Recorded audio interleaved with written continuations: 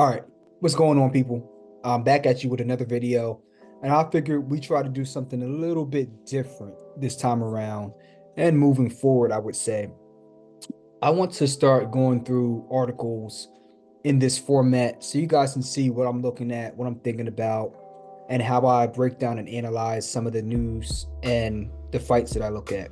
So let's go ahead and get into some of the news that happened this week, starting out with Canelo Alvarez talking about David Benavidez and why he doesn't want to fight him. All right. So let's go ahead and look at this article as per Boxing Scene. It says Canelo Alvarez says David Benavidez offers nothing more than an extra 25 pounds. All right. Let's look at this article here. So as Canelo Alvarez prepares to face fellow Mexican countryman Jaime Munguia, however you want to pronounce it, on Cinco de Mayo weekend, we keep hearing questions about what's going to go on with David Benavidez. Who's he fighting next? Are you going to fight him after he moves up and fights Godzik, right? And he was asked this at Beverly Hills Hotel in Los Angeles this Tuesday, 2 days ago, okay? And what he said, now Alvarez, he's 33, but he's been around the game for a while.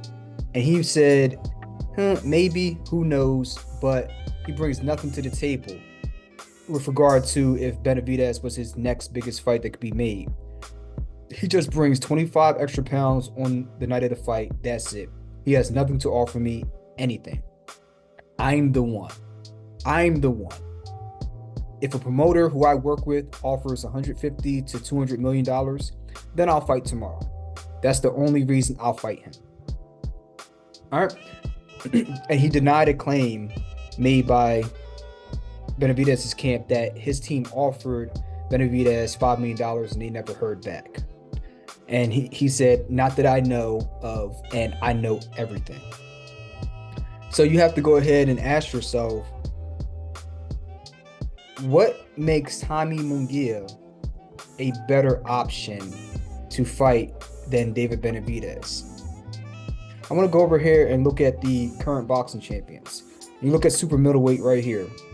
WBC, Canelo Alvarez. WBA belt, Canelo Alvarez. IBF belt, Canelo Alvarez. WBO belt, Canelo Alvarez. And then the IBO belt is not really taken as seriously as the other four.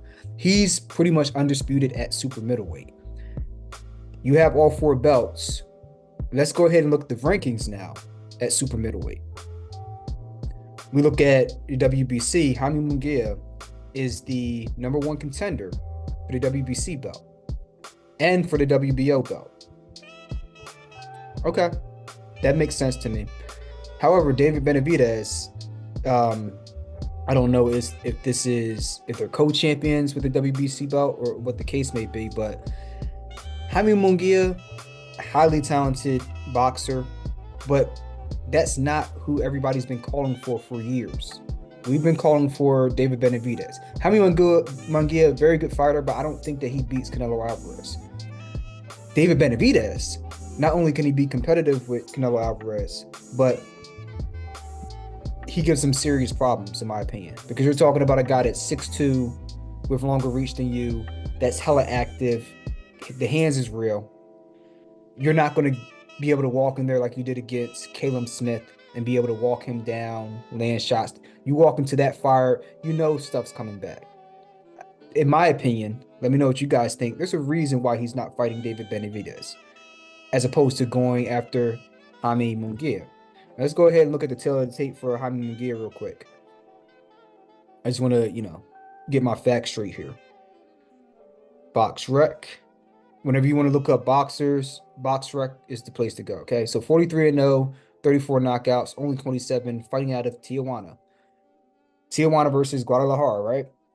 He's 6 foot, and it doesn't say his reach here, but, you look at his resume. John Ryder, solid win, stopped him in 9 rounds. All right. And that's at super middleweight. And then his previous super middleweight fight, he had an unanimous decision victory over Sergey Derevyanchenko. Very, very good fighter who's kind of declined a little bit, especially since his fights with Triple G a couple years ago. Still a solid win. And then you go down this list, I just don't know any of the names here. Dennis Hogan, Takeshi Inoue, Brandon Cook, Liam Smith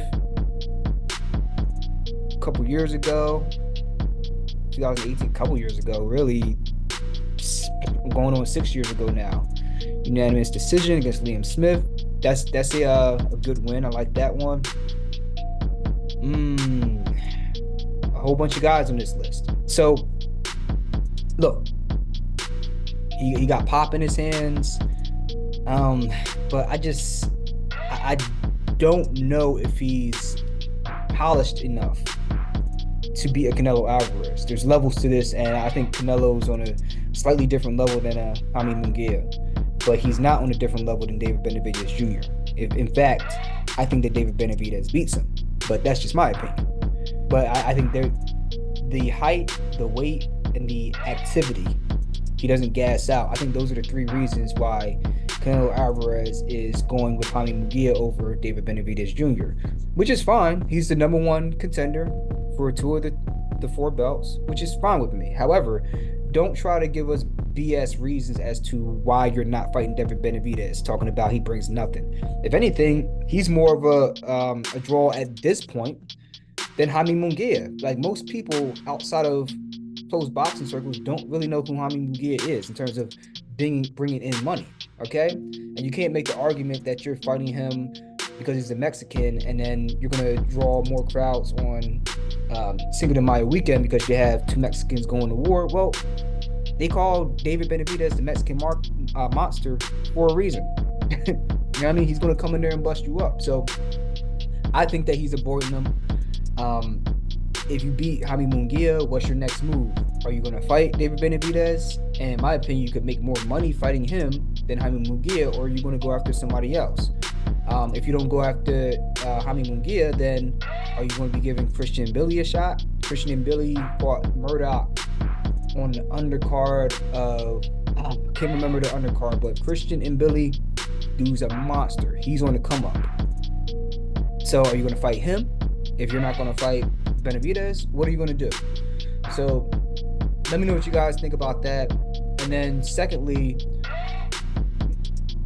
Canelo's movements and David Benavidez movements directly tie into the timeline for Terrance Crawford, as well as Tszyu, who's now going to be fighting Sebastian Fundora since Keith Thurman had to pull out of the fight. So I'll do this in two steps. So big fight coming up March 30th between Tszyu and Keith Thurman had to be altered because Keith Thurman suffered an injury in training camp, which, look, Keith Thurman's had a lot of bad luck with injuries, and unless something changes, I don't know how much longer he's going to fight. But the card will remain on Amazon Prime Video pay-per-view from T-Mobile in Las Vegas, and PBC officials have worked Monday to replace Thurman, with Sebastian Fundora being considered the front runner to land the spot. And let's see where he's at in the ranking. So we're going to go down here to not middleweight, junior middleweight, 154. You have Tszyu that has a WBO belt, and Sebastian Fundora is the third contender. He's ranked third for the WBC belt, for contending for that belt. And I don't know why he's not ranked on the list for the other belts, but he certainly has his opportunity to jump up and get an opportunity very, very quick to get a win. I think he got knocked out in his last fight, I believe. But this is a hell of a way to be able to bounce back and put yourself back into the fray to get a title. All right. So in my mind, the winner of Tszyu and Fundora should be on the hit list, and I'm going to segue over to Terrance Crawford. And here's another article from BoxingScene.com. Crawford, smart to force his way into the picture of Tszyu Fundora, if that's in fact what happens. If Fundora is in fact the next opponent for Tszyu as the replacement. And here's per Boxing Scene staff, Terrance Crawford has been calculative in enforcing his status of mandatory challenger to the WBO light middleweight title held by Tszyu, according to Chris Algier. 36-year-old former undisputed welterweight champion is on course to fight either Tszyu or Fundora, who replaced Keith Thurman as Tszyu's opponent on March 30th. So I'm guessing that it's official as of yesterday at 157. It's because I don't see the Spence fight happening.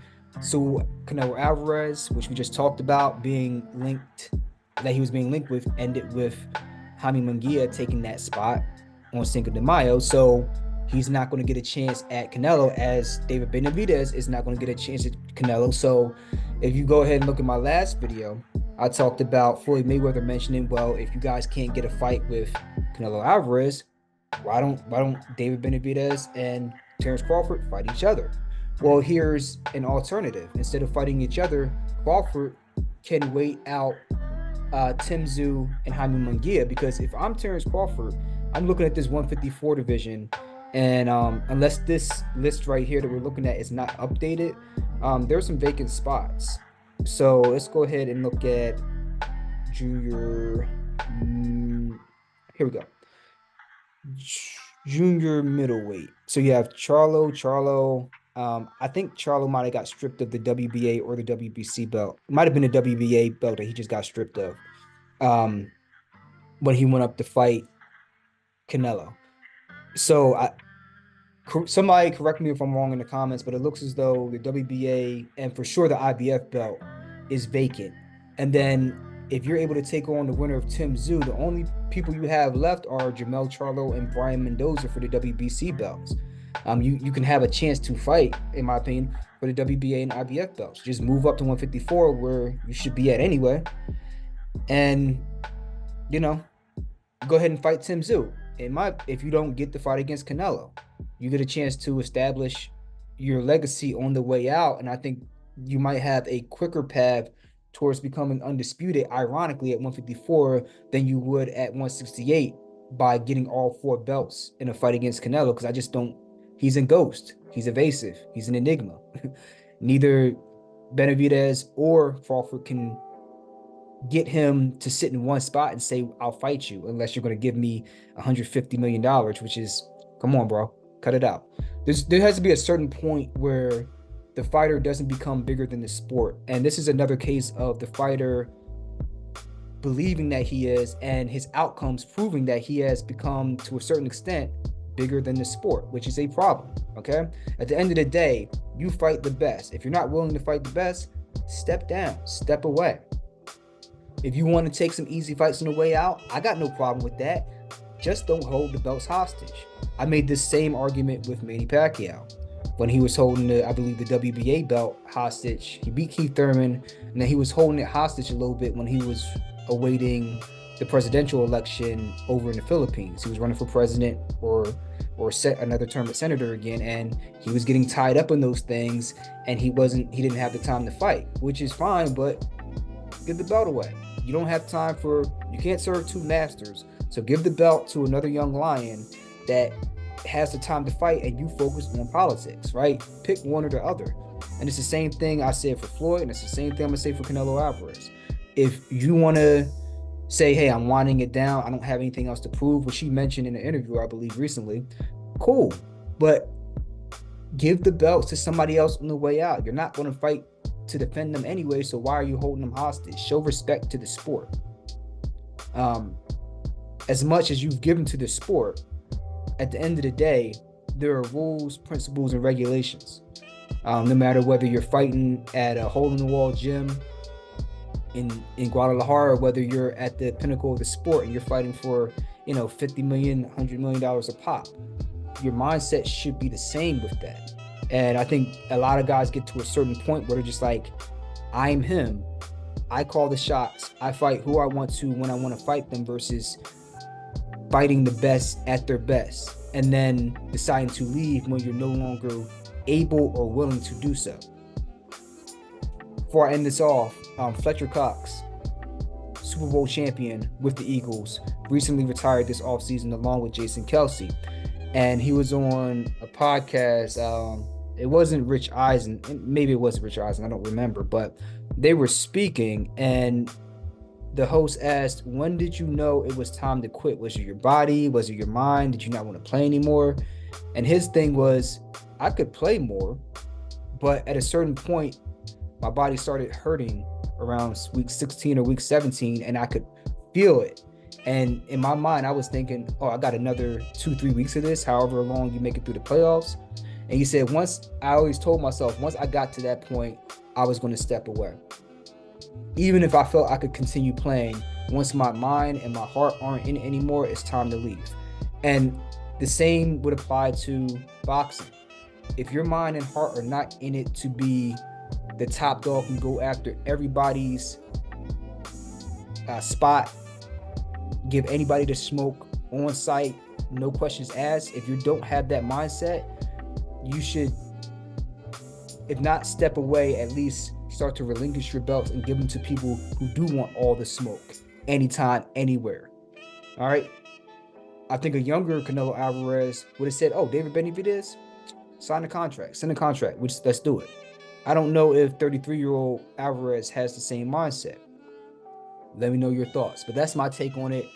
I thought this would be a cool format to do instead of some of the other formats we've done before. And I think I'll be doing this more often. I used to do this, but I'm going to get back to it. And I think it's a good way of going through the articles, you guys seeing it in real time, and me breaking it down, reading through it, and then giving I guess, a unique perspective. All right. So let me know what you guys think, and I will catch you guys in the next video. Deuces.